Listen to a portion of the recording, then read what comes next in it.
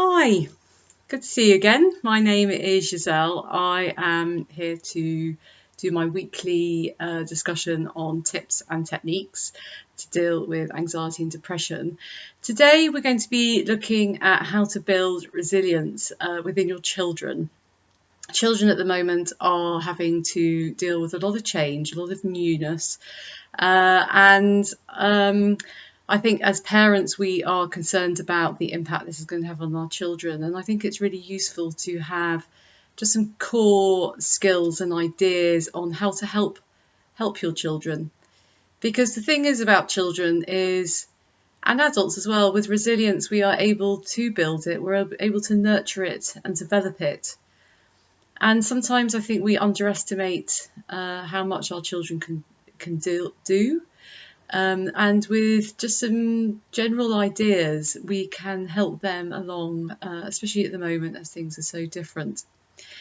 So one of the first things that seems to be really important, which I believe is kind of key, is connection. It's building connections and building relationships. So ensuring that your children are connecting with people who care for them, people who have their interests at heart, whether it is grandparents, teachers, friends, and you. We have to remember that as parents, we need to be constantly reconnecting to our children.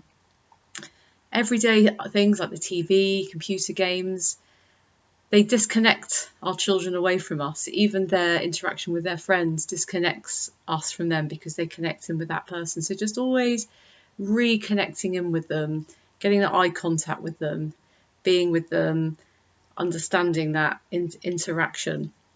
But as we come out more and more of lockdown and more out into the world, and some of your children might be back at school, some of your children might be going back in September, ensuring that you give them the opportunity to nurture their relationships and to get confident within those friendships again.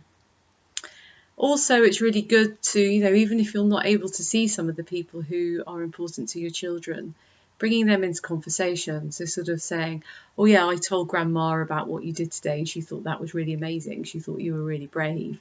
Something along those lines. So you're getting that interaction and those conversations going, and that connection is happening within their brain. Listen to them. Really listen to them. I'm a mum of three. My kids are talking at me all the time, and it's very easy just to go, yeah, what about yeah? But actually, just to sit and really listen to what they have to say. I think we have a tendency to try and fix things. We have a tendency to try and solve people's problems. But sometimes all we need is to be heard, and to be heard properly. So really listen to what your child is saying and let them know that you have heard them. Let them talk about what's going on within them, using sort of open questions and reflexive questions to enable them to be able to explore their emotions, explore their feelings. And it really, really helps to be able to move through those feelings if they're feeling worried or scared or confused about something. Another thing that is important to do is to remind them that they can do hard things. There will have been periods in their time where they have had challenges which they have overcome, small ones, medium ones, big ones. Remind them of those past experiences and how they've come through it, and how they aren't immersed in that challenge that they were in the past. What this does is this enables them to realise that in the future, even if they're in a concerning time at the moment, it means that they will come through it, it will pass, and they will get through to the other side. Reminding them that they have that capability. And even if they still don't believe it, maybe say to them, especially the children which are older, what is it that you did to enable yourself to get through it? Looking at their skills, their strengths, their talents, which helped them. And it might have been the support of somebody else that helped them, but knowing that they have what they need within themselves, and to build on that. And it's really important to be able to acknowledge their fears. I think we have a tendency when someone is worried or scared about something to go, no, that will never happen. Acknowledge their fears, but don't stay in that fear. So acknowledge what they're worried about, acknowledge what their fear is, but then explore the different options, explore what other sort of outcomes could occur from that. So if a child is worried about going back to school, oh, I won't like it because it's going to be different and I'm not going to like it. Yeah, okay, yeah, it is going to be different. But what are the benefits? You know, well, what could be good about it? Oh, you're going to see your friends again. I'm sure your school will get it really right because they're doing X, Y, and Z. You know, it's about enabling them to see beyond the fear. And what that does is starts really working with this part of the brain here. And this is the part of the brain that really helps us to work through our anxieties and calm down, to regulate the way we're feeling. And enable them to face their fears with support. So support them through it. Be with them, hear them, all those things I've just said.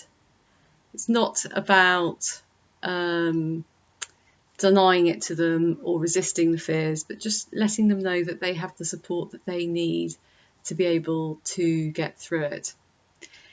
I think also as parents, we have a tendency to want to protect our children from any bad things, or we perceive bad, of any threat or any danger or any challenge or anything that's going to upset them. But in actual fact, these challenges, these tough times, this is what builds their strength. This is what builds their strength of character. This is what builds their resilience. And as adults, you're not going to be able to protect them from absolutely everything. So this is the time for them to be able to face challenges, to be able to face issues, and learn how to get through them. So even if you just know that for yourself at the times when you're feeling worried and you're feeling anxious about what your child might be experiencing, knowing that this could be, this, what is perceived as negative at this particular time doesn't necessarily have to end up being a negative thing. There's so much evidence to suggest that it's actually these tough times which create such a positive change for your children and in their ability to be able to handle life as adults. So see it as that, and enable them to gain that trust within themselves. It's kind of building on from that is sort of, developing a growth mindset, acknowledging that we have the potential to change. If you've got a fixed mindset, it's this idea that this is how we are and nothing's going to alter that. But if you've got a growth mindset, you know that we can always change. Our brains are changing, our beliefs are changing, our outlooks are changing.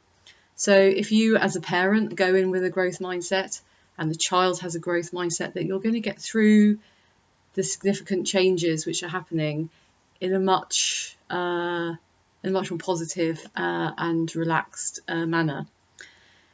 Also, let them know that you trust them to be able to do this.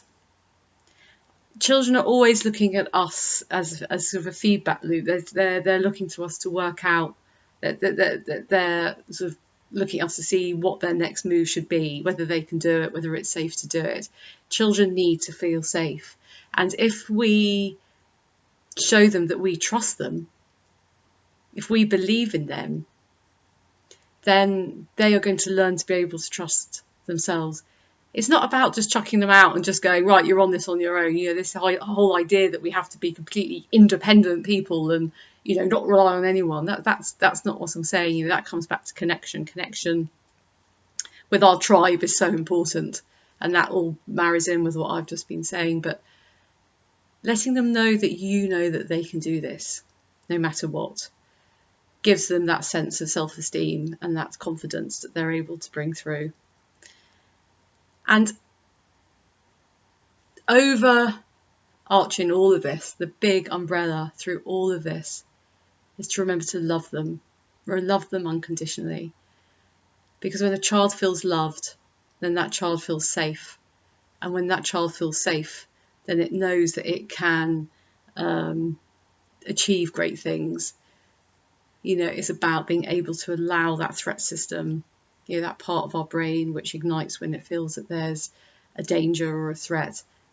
When the child is feeling loved and the child is feeling safe, that part of the brain can shut down more, and it means it's open then to be able to see opportunities as an exciting thing, as an opportunity, as opposed to something to shy away from. So there are lots of ways that we can help build resilience within our children. So it's about letting them know that they are safe, giving them the ability to be able to think through the thoughts that they're having.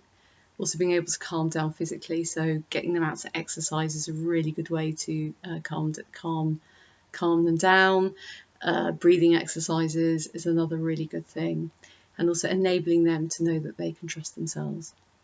So I hope that's been of some help, and just have faith that your child can build the resilience that they need to get through the changes that they're getting. I wish you well. Stay safe.